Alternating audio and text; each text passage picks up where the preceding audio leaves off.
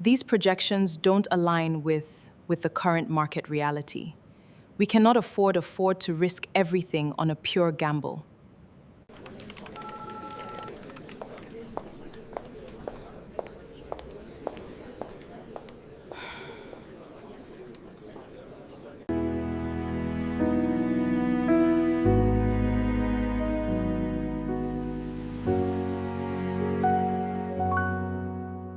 Lagos had a way of making ambition look beautiful.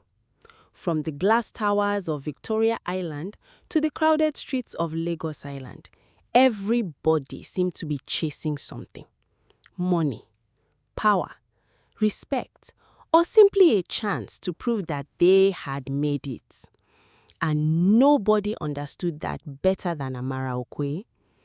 At 31, Amara was one of the youngest senior executives at Crestline Holdings, one of the fastest growing property and infrastructure companies in Lagos.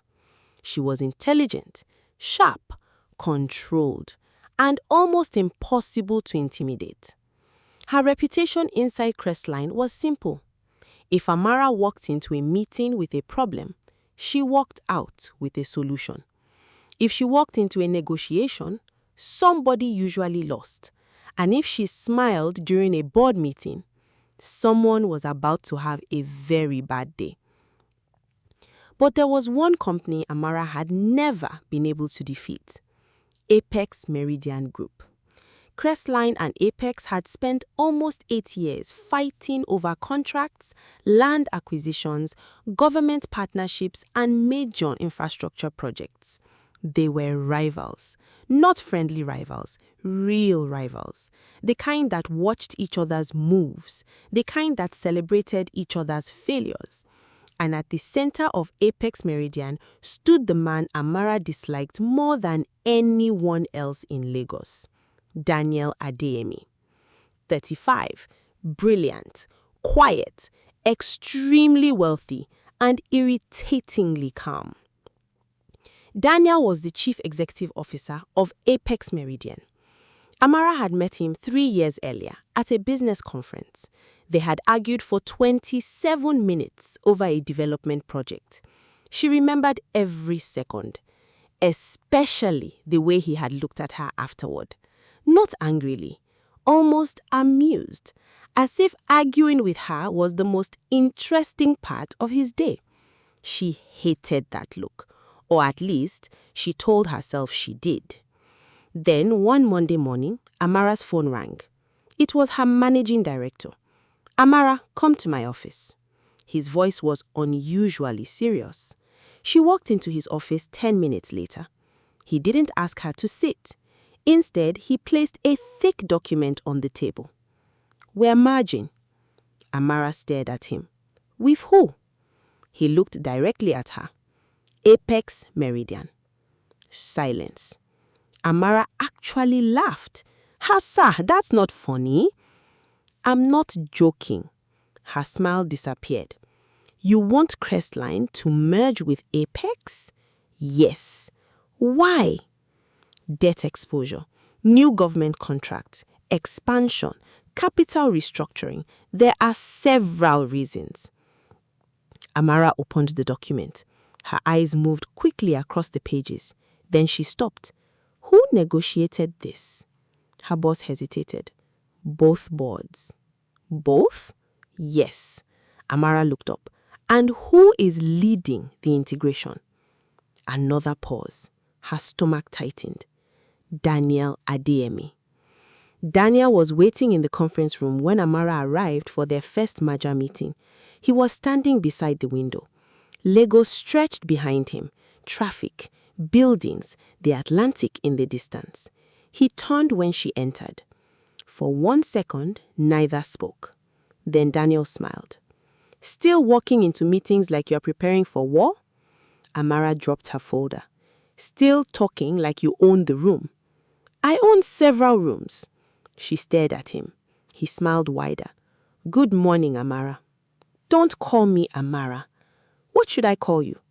"Miss Okoye." "That's unnecessarily formal." "So is merging our companies." Daniel pulled out a chair.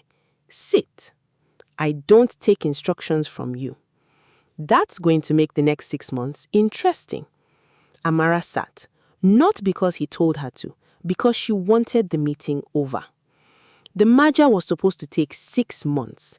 6 months of shared meetings, shared decisions, shared financial reviews, shared strategy sessions, and unfortunately, shared office space. The board appointed Daniel as executive integration lead. Amara was appointed her counterpart. Neither of them liked the arrangement, but both understood the stakes. If the merger failed, hundreds of employees could lose their jobs. Investors would panic, contracts could collapse, and the government infrastructure deal both companies desperately wanted could disappear. So, they walked. At first, they barely spoke outside meetings. Then something strange happened. They became good together. Very good. Daniel understood numbers. Amara understood people. Daniel could see 5 moves ahead. Amara could see the one thing everybody else was trying to hide. When they negotiated together, opponents struggled. They finished each other's arguments. They anticipated objections. They challenged each other without hesitation. One evening, after a 12-hour negotiation, Daniel leaned back in his chair. You know we're good at this.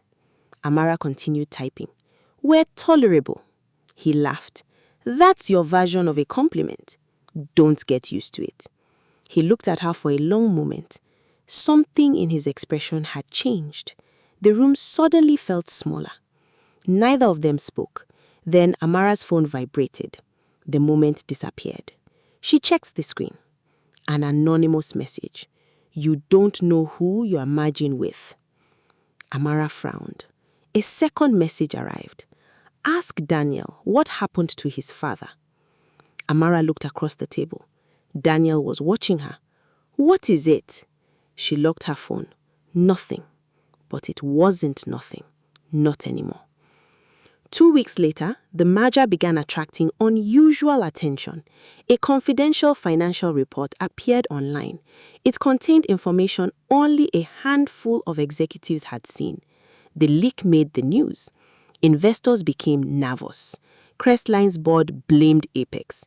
Apex blamed Crestline. Daniel called an emergency meeting. This information came from inside the integration team. Amara folded her arms. Are you accusing my people? I'm saying someone on our combined team leaked it. You said ours. Daniel looked at her. We're partners now. Temporary partners. Still partners. She didn't answer. The board demanded an internal investigation. And then another problem appeared. A major government contract worth billions of naira was suddenly being challenged. Someone had submitted evidence suggesting that the new merged company had manipulated financial projections. If true, the merger could collapse. Daniel and Amara spent the night going through documents. At 1:47 a.m., Amara found something. A payment.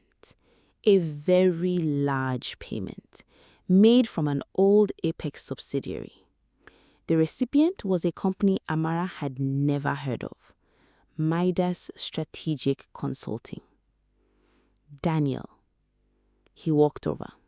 She pointed at the screen. What's this? He stared at it. For the first time since she had known him, Daniel looked genuinely shocked. I don't know. You're sure? Yes. Then somebody is using your company. Daniel pulled up the records.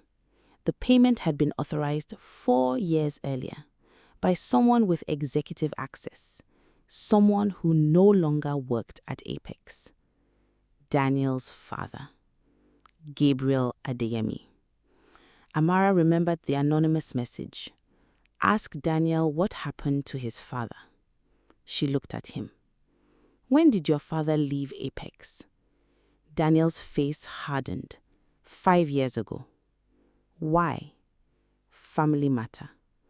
That's not an answer. It's the only answer you're getting. He walked away. Amara stared after him. Something was wrong, and Daniel knew more than he was saying. The next morning, Amara arrived early. She found Daniel asleep on the office sofa. His tie was loose, his laptop was open. A spreadsheet covered the screen.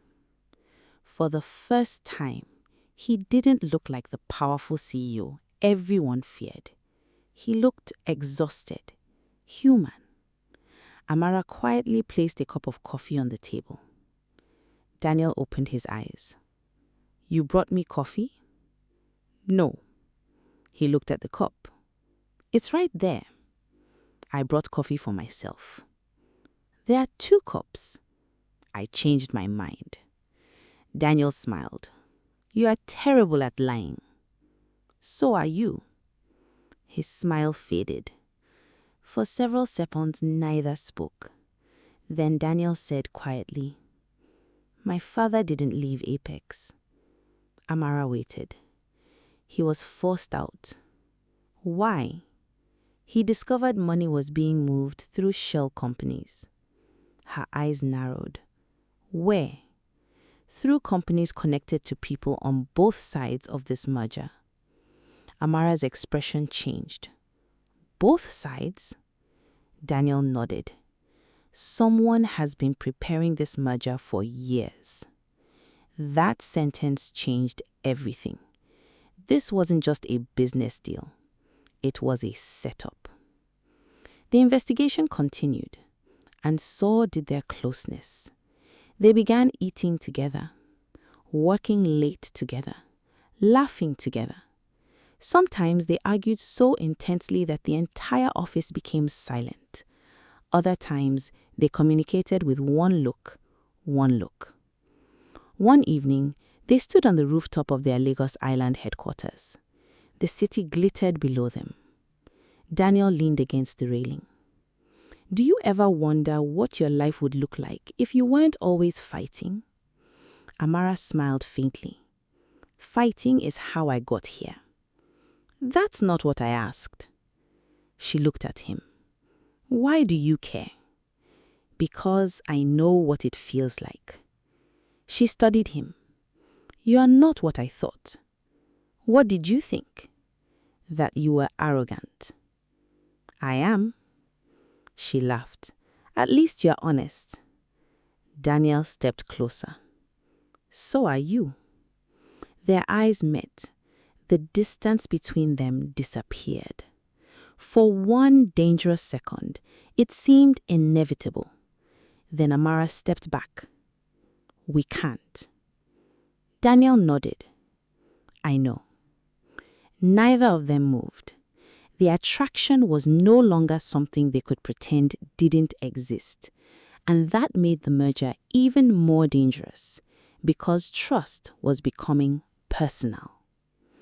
3 days later, Amara received an email. It contained photographs. Photographs of Daniel meeting privately with a senior government official. The date was 2 weeks before the merger. The message beneath the photographs was simple. "He has been playing you." Amara's heart sank.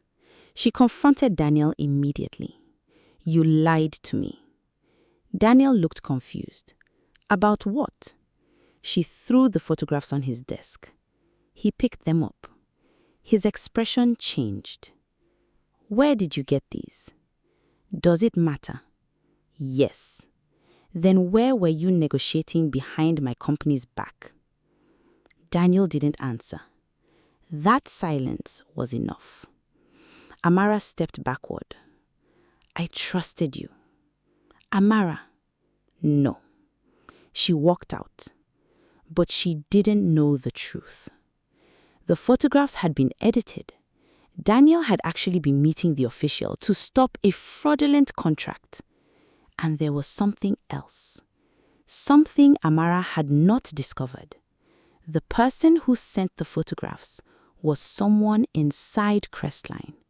Someone she trusted. Before we continue, if you're enjoying this story, take a second to subscribe to the channel. Because from this point forward, nothing is what it seems, and the person Amara trusted most was about to become the person she feared most. Amara stopped speaking to Daniel. Their professional relationship became cold, clinical, dangerous. But the merger continued.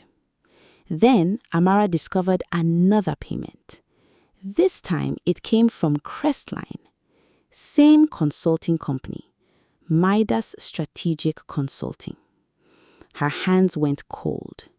The same company connected to Daniel's father was also receiving money from Crestline. She searched the authorization records.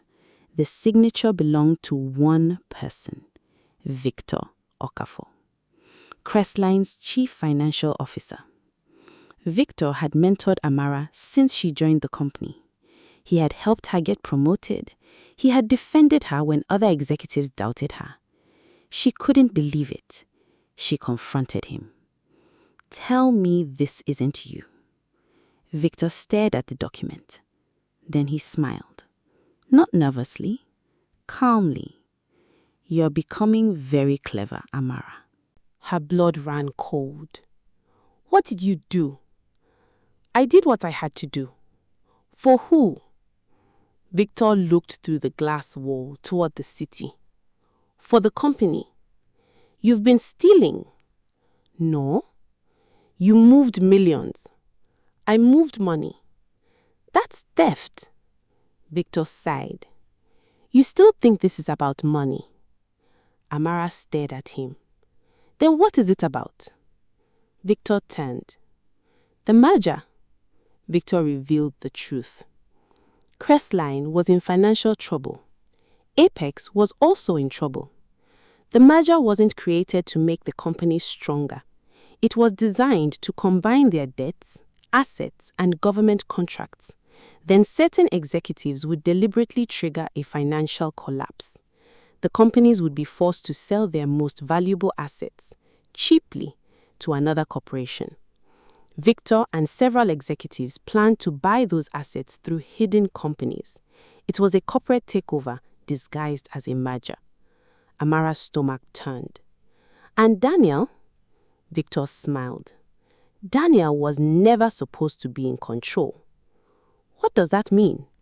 "He was supposed to take the blame." Amara froze. Victor continued. "His father's old financial records were the perfect evidence." Suddenly, everything made sense. The anonymous messages, the leaks, the photographs, the shell companies. Daniel had been framed before the merger even began. But there was one problem. Victor looked at her. "You've become attached to him." Amara said nothing. Victor's smile disappeared. "That's dangerous." The final merger vote was scheduled for Friday morning. Both boards were present. Investors watched remotely. Government representatives attended. The room was filled with lawyers, executives, and journalists. Daniel sat across from Amara. Neither had spoken privately since their argument. The chairman called the meeting to order. "Today, we determine the future of both companies."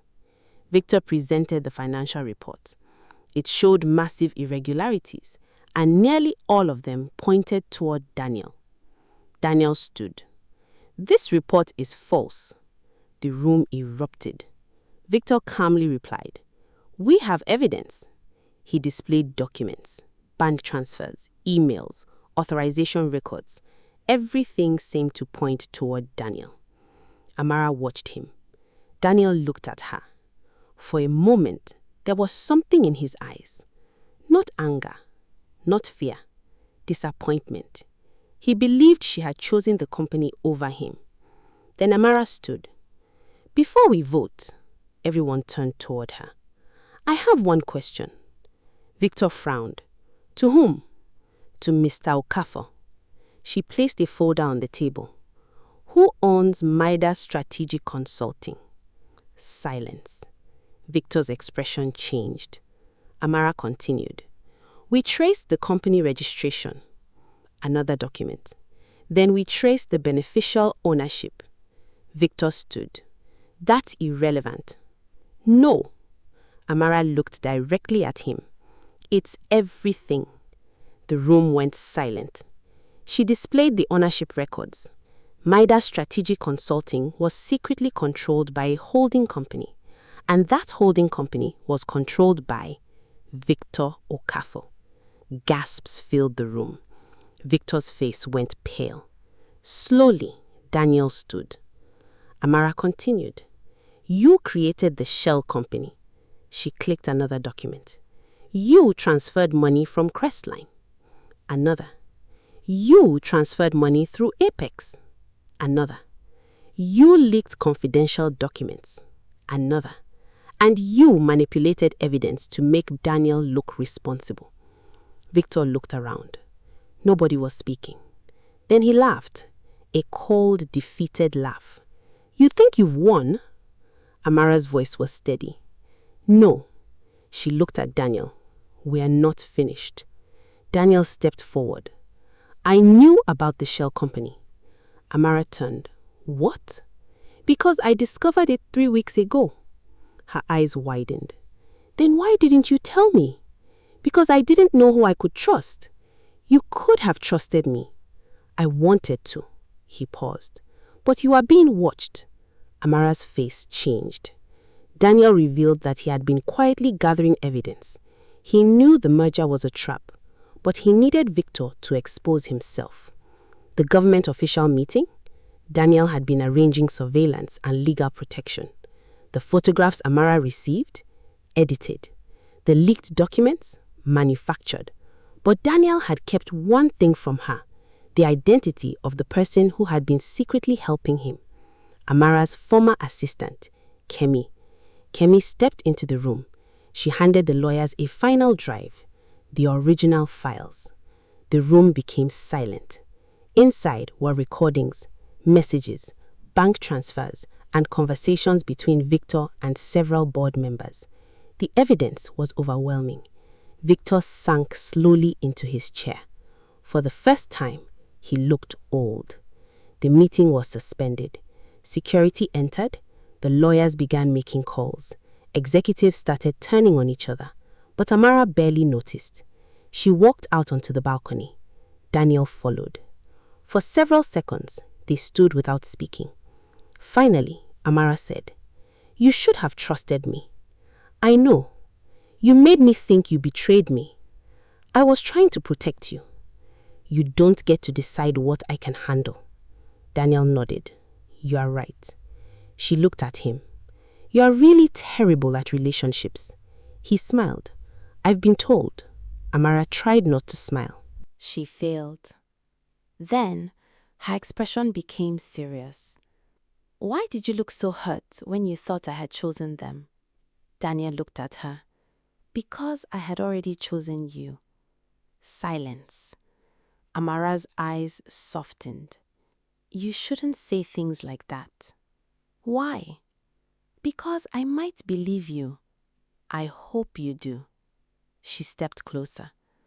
But we're still rivals. Daniel smiled. Then I suppose I'll have to keep earning your trust. The merger survived, but not in the way the board expected. Victor was removed. Several executives resigned.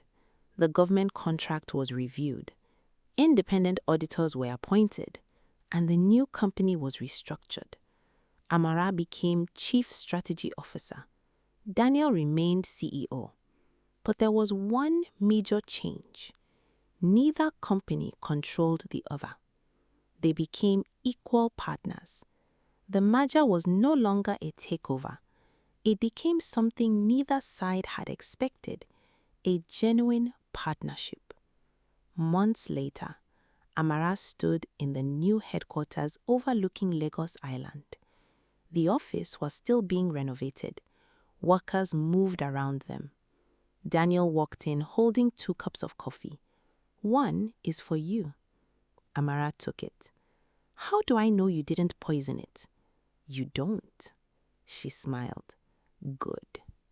Daniel looked around. Do you ever think about how close we came to losing everything? Every day. And? Amara looked through the window. Losing everything taught us what actually mattered. Daniel nodded. And what matters? She looked at him. Trust. A pause. Partnership. Another pause. And maybe, she smiled. You. Daniel smiled back. Maybe. Don't push your luck.